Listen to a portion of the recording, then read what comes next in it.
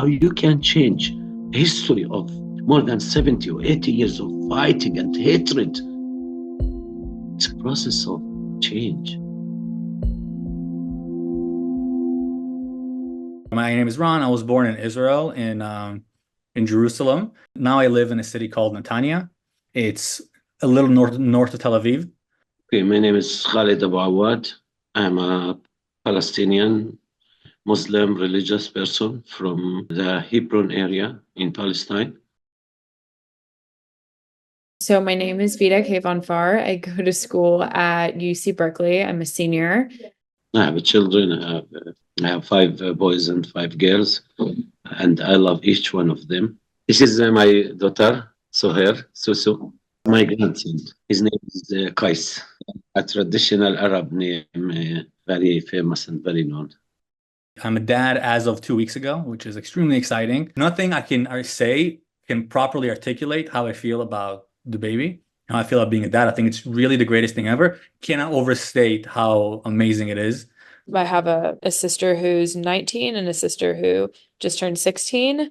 With my family, I'm living in Palestine, in the West Bank, in a village called Beit Omar, in the region of Hebron. It's a farmer community. It's a simple community that the people, we know each other, every one of us.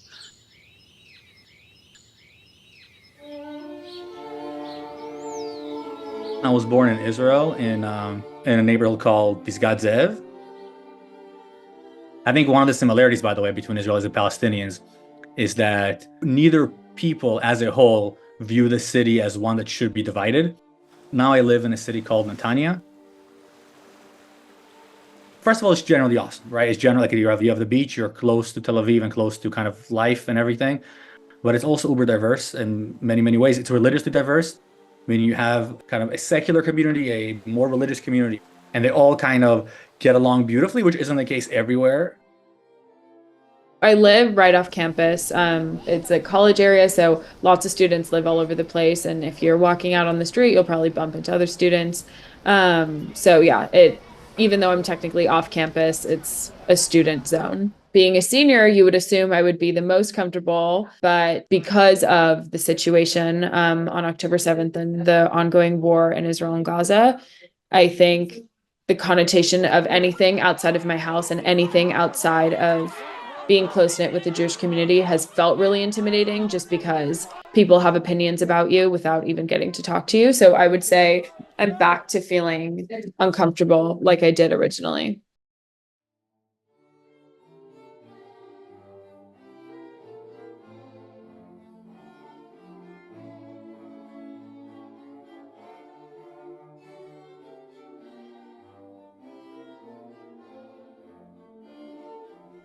Saturday is a holiday in the Jewish culture, in the Jewish religion. I take Shabbat seriously. I semi-keep Shabbat. Our holiday is the Friday. On Friday, it's the day of the family, and it's the day to pray on the mosque. I usually sleep in for the first time the whole week, spend time with my friends. I start my day morning with my family. We go to breakfast together. I play with my family.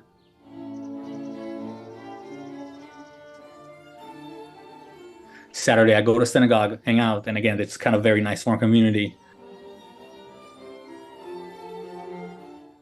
11 o'clock or 12 o'clock, I went to the mosque. I pray the Friday Ruby praying.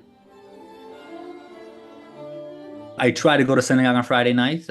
We have, of course, a Friday night meal. My wife prepare a special meal every Friday.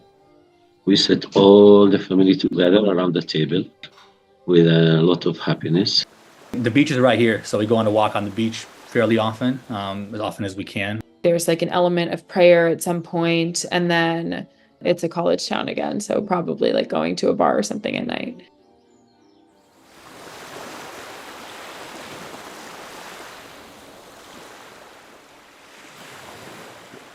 Just like in Islam, I think there is a certain regimen to prayer, meaning there's a certain structure to it.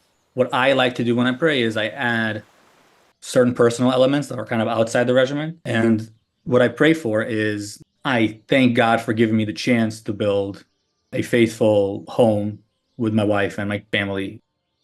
I'm praying for my family, for their future. What I pray for starts with safety, starts with health, starts with like the well-being of my family. I'm praying for my nation. Included in every prayer is for the safety of the people of Israel. Consistently, you pray for peace. I'm praying for peace in this world, not only for the Palestinians, for everyone in this world. The root of the word peace is the same root as the word completeness. Shalem is completeness, shalom is peace.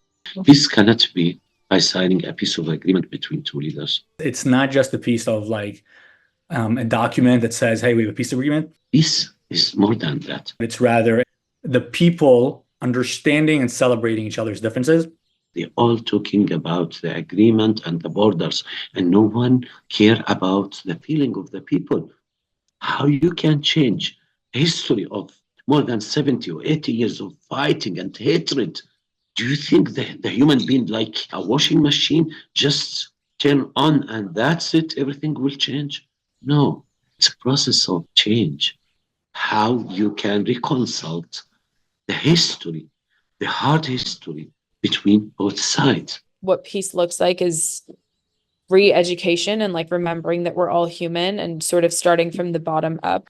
Peace is a lifestyle. Peace is values in your life. Peace is identity. Peace is everything. Peace is communication. Peace is respect. Peace is dignity. Peace is patient. Peace is it's a lot of things. As a religious Jew, I believe peace is inevitable. It's a question of when it comes and what cost it comes. How you can take responsibility about the past and how you can take responsibility about the future by what you are doing now. This is peace.